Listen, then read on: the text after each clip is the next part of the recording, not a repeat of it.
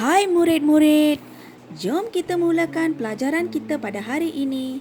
Tema 6, Alam Sekitar dan Teknologi Hijau, Unit 16, Alamku Sayang. Baiklah murid-murid, hari ini kita akan belajar memahami, mengenal pasti dan menggunakan kata majmuk.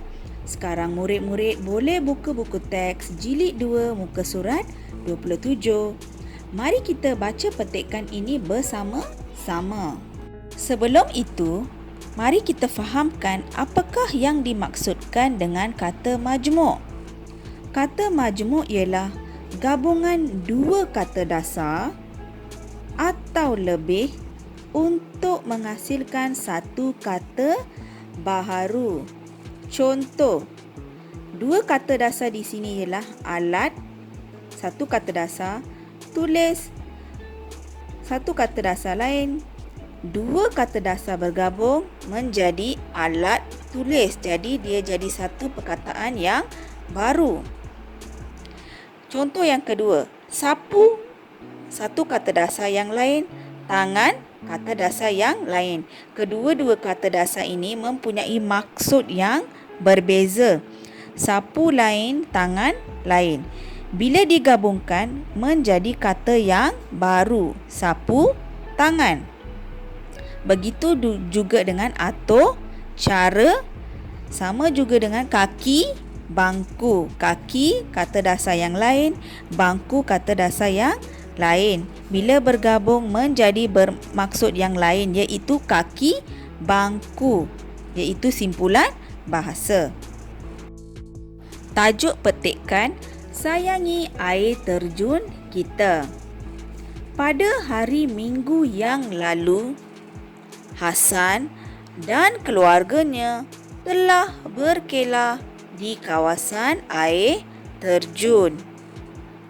Ketika sampai, mereka melihat sepasukan anggota Persatuan Pencinta Alam sedang membersihkan kawasan air terjun.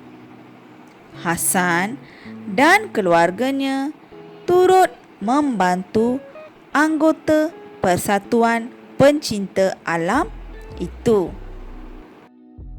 Murid-murid, teliti gambar di dalam teks kamu. Terdapat 7 kata majmuk di dalam kotak berwarna merah. Yang pertama, air terjun, tong sampah, plastik sampah, botol air, sarung tangan, papan tanda, jam tangan. Jadi, kata majmuk ini murid-murid hendaklah bercerita berdasarkan gambar. Baiklah murid-murid, ini adalah contoh cerita menggunakan kata majmuk yang telah cikgu buat di sini. Jadi baca bersama-sama. Anggota-anggota Persatuan Pencinta Alam itu memakai sarung tangan ketika membersihkan kawasan air terjun itu. Mereka mengutip ranting-ranting kayu dan membuangnya ke dalam tong sampah. Mereka juga menggunakan plastik sampah untuk mengumpulkan cebisan sampah yang terdapat di tanah. Jadi perkataan kata majmuk ini cikgu dah buat dengan warna yang berlainan. Kita buat perenggan yang seterusnya. Hasan membantu ayahnya mengedarkan botol air kepada semua anggota persatuan.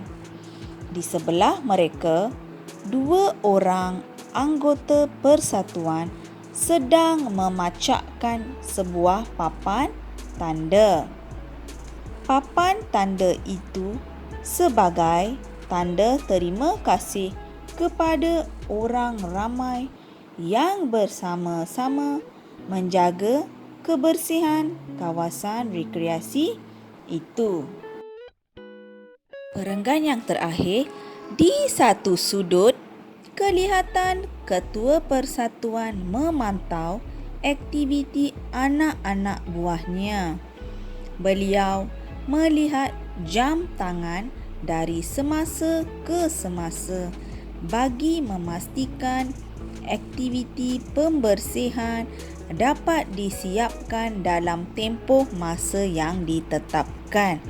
Jadi ini adalah cara untuk membina ayat menggunakan kata majmuk. Jadi dia akan menjadi sebuah cerita. Sekarang, cikgu hendak kamu buat latihan di dalam buku aktiviti jilid 2 muka surat 29. Murid-murid dah bersedia? Okey, latihan di sini ialah bina ayat dengan kata majmuk berdasarkan gambar. Kata majmuk yang diberikan ialah istana pasir, kelapa muda, gigi air, burung laut, kulit kerang dan batu karang. Mari kita bina ayat bersama-sama. Contoh ayat nombor 1 yang cikgu tulis di sini ialah adik Ali membina istana pasir di tepi pantai. Istana pasir ialah kata majmuk. Nombor 2, mereka minum air kelapa muda untuk menghilangkan rasa haus. 3, Abu dan adiknya bermain di gigi air. Contoh ayat nombor 4, beberapa ekor burung laut terbang rendah di angkasa. Nombor 5, budak itu mengutip kulit kerang di tepi pantai bersama-sama ayahnya. Yang keenam, di tepi pantai itu terdapat beberapa biji batu karang yang besar. Ayat-ayat ini murid-murid hendaklah bina berdasarkan gambar dan menggunakan kata majmuk. Jadi cikgu berharap murid-murid sudah pandai menggunakan kata majmuk. Selamat menjawab dan selamat belajar.